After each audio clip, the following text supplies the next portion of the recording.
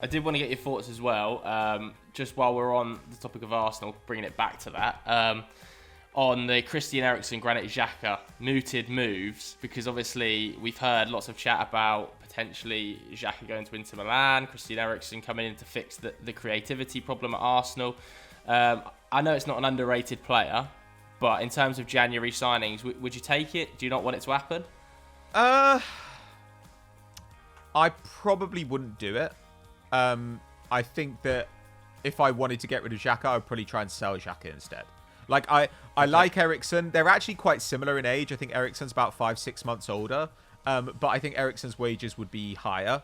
And as good as he is, I think that Arsenal need to be asking themselves, like, what is this team going to be over the next couple of years? When are we realistically going to challenge for serious silverware? And I think with that in mind, you've got to bear in mind that it's not just about quality now, it's about quality in 3 years, and it's about players developing relationships. You know, like Liverpool's front three. Liverpool's front three are amazing. They're all very talented, but are they the 3 most talented forwards in the world? No. What's amazing about them is like the intersection of their skill sets and how well they know each other's game. And I think Arsenal have got to have in mind that these players need to get used to playing together. They need to develop those, what Wenger used to call automatisms, you know, like that idea of just knowing where somebody is, knowing what somebody wants to do.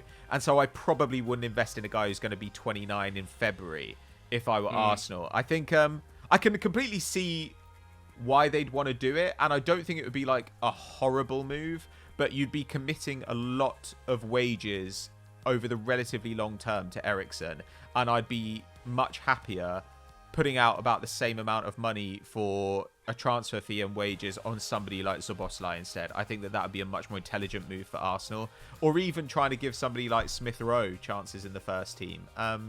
Besides the way Banging the drum.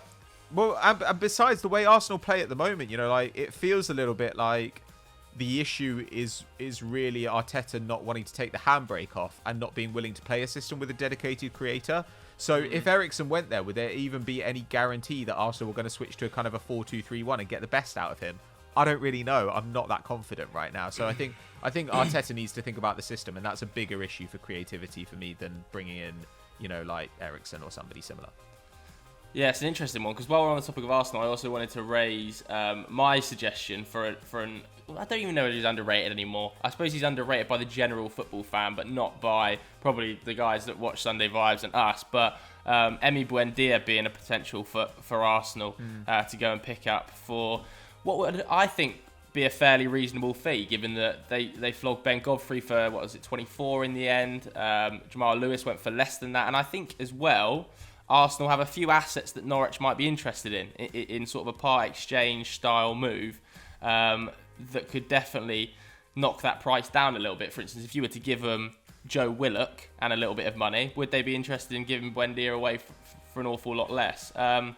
Because he's clearly too good for the Championship, isn't he? Clearly too good for the Championship. Yeah. 4 key passes, most in the league this season, 3.5 he's shots. taking the piss. Absolutely taking the piss. Absolutely.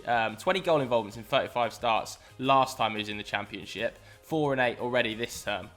And even if you go to his Premier League stint with Norwich, which obviously was short-lived, so we can't read into the numbers too much, but I think 5th most tackles in the league, 6th most shot-creating actions, 5th most successful take-ons, 4th most chances created, 3rd most through balls, and he's playing for Norwich. Yeah. He was up there with one of the best creators in Europe at one stage, I think around sort of February time. So I don't think he would be the saviour for Arsenal's creativity issues, but I think if you could get him for 15 million plus a season of loan of Joe Willock, potentially, or 20 million and Joe Willock on loan, he's still only 23, I think 24 in December.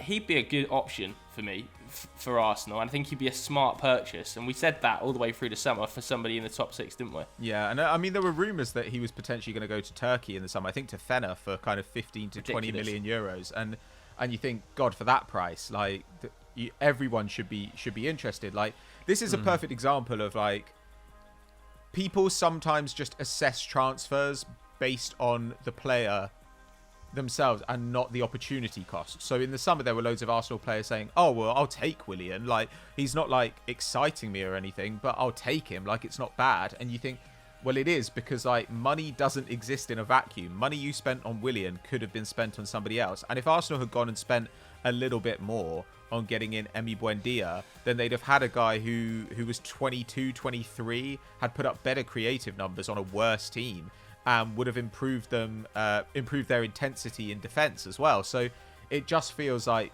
I don't know, I think Buendia would be an excellent signing for Arsenal, but I feel like maybe the ship has sailed with the Willian signing. Yeah, I think that Willian signing, especially as sort of, he's already, I feel like Willian, slipping into those doldrums of Arsenal fans being like, oh, hang on, what have we actually bought here? And we're only sort of 8 weeks into the season. And I think, like, you would have probably thought that at the start of the season, as we all sort of questioned it at Football Daily. But equally, now I feel like the general Arsenal fan who were like, oh, you know, coming in, he's a winner, he's been a winner with Chelsea, he's experienced, he's what we're missing, which is probably 60% of Arsenal fans. Now they're starting to think, oh, 3-year contract we gave this guy, didn't we? Yeah, something like that. And I mean, I don't think his wages are as high as they were initially reported, but they're certainly higher than they needed to be for a player in that position. And I don't know.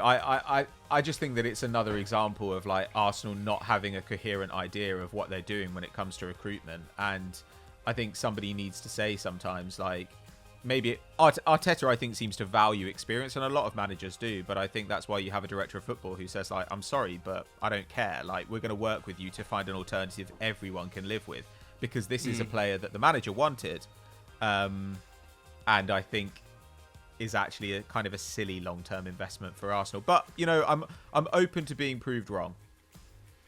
Hamster, any other suggestions for this question?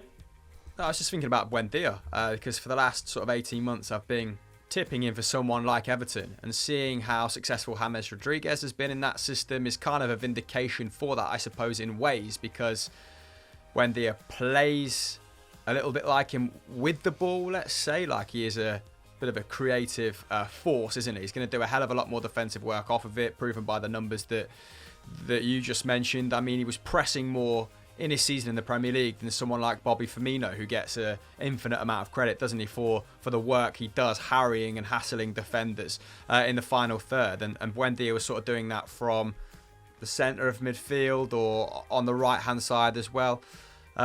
So yeah, I think you get someone. It's very rare you get someone with those attacking numbers who doesn't let up on the defensive end. So even if he didn't set the world on fire, he's going to be very useful in a number of positions. He's a bit of a Swiss Army knife in the middle and final third, isn't he? So even if you can get him for 15 to 20 to be a squad player as a top 8 club, wonderful.